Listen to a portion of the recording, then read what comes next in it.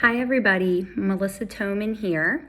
I wanted to go over just a quick brief video to discuss some holistic ways to optimize health in children. So first I just wanted to talk about the immune system, brief overview. There's two parts to the immune system. There's the innate immune system, which is what we are born with, that is immediately activated when a pathogen or a microbe comes in contact with us. And then there is the acquired immune system, and that develops and changes throughout a child and a person's lifetime. And there's many things that you can do to optimize the immune system. And the number one thing that we'll be talking about today is nutrition and lifestyle, because they're the most important. So if there's any advice that I could be giving to parents out there, it would be to really think about what it is that your children are eating and instill good eating habits from the beginning. It definitely gets tougher as children get older to start new habits. So for the parents of the younger children, the toddlers, and even the babies, this is a great time to start, but it's never too late to start new eating habits. And that should be done as an entire family so that children can be, seeing the example of what their parents and siblings are doing as well. So when it comes to what to feed, we want to be focusing on mainly whole foods. And when I say whole foods, I mean a whole variety of fruits and vegetables. You want to be looking at fruits and vegetables as a rainbow. So all the different colors of the rainbow should be eaten because they all have specific nutrients and different nutritional values that are really important. Protein, lean protein. So if you do feed your children meat, you want to be aiming for pasture-raised chicken or turkey. And if you do red meat, grass-fed beef is important to minimize hormones and antibiotics and things and not so great feed that sometimes the animals are fed otherwise. If you're doing fish, you want to be looking for wild caught. And lower mercury fish is really important as well too.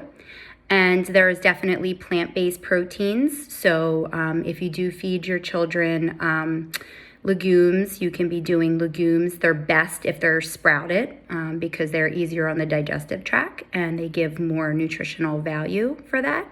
You can buy legumes sprouted or you can sprout them yourself, which I can talk about in another video. It's very easy to do.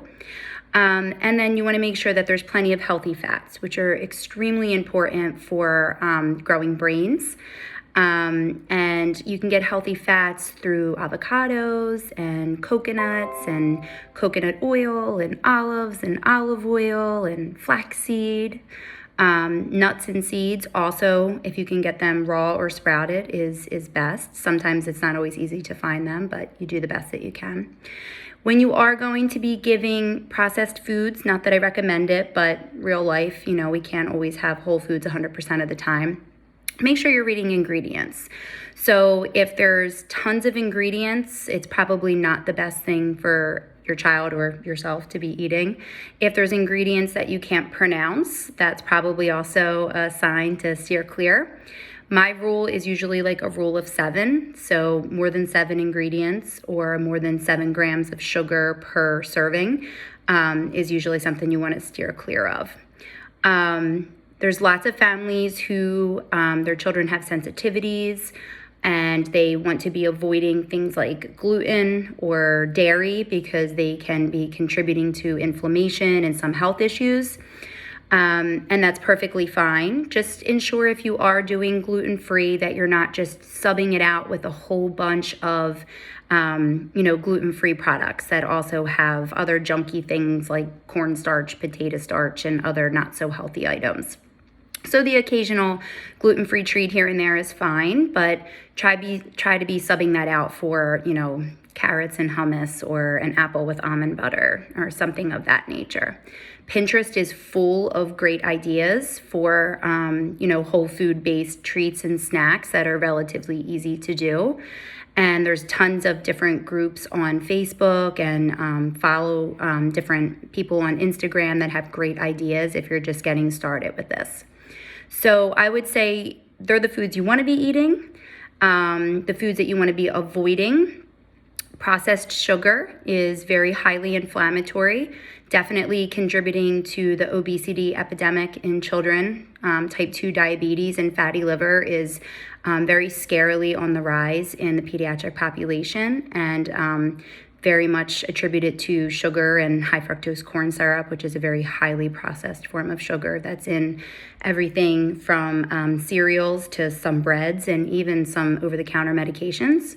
So that's something you want to be on the lookout for. Artificial colors, artificial dyes are definitely not recommended. They are banned in some other countries. There's been a few studies showing that they can increase hyperactivity and behavioral issues in children. So avoiding them or keeping them to a very, very occasional treat would definitely be something that I would recommend.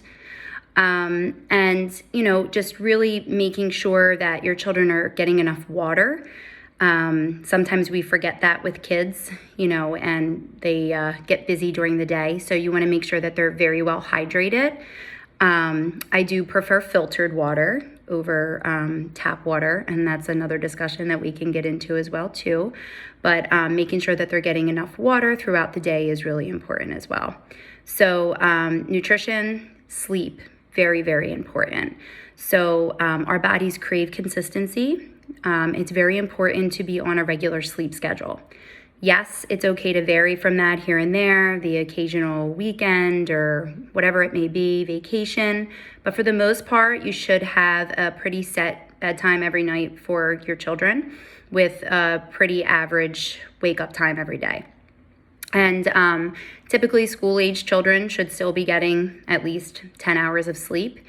Children younger than that need at least 12 hours of sleep a night. And that's very, very important because sleep is when we recharge. It's when our brains, get all the rest that they need, but our immune systems also are working during that time to repair cells and get rid of old cells and replenish them with new healthy cells. So it's very, very important for children and adults to be getting enough sleep. So there's lots of other things that I can chat about, things in your environment and stress and how to manage stress.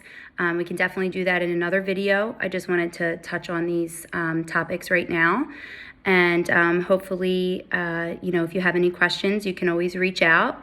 I am seeing children, adolescents, and adults at the Integrated Wellness Clinic. So feel free to give a call and make an appointment if you want to discuss this further. Have a good day.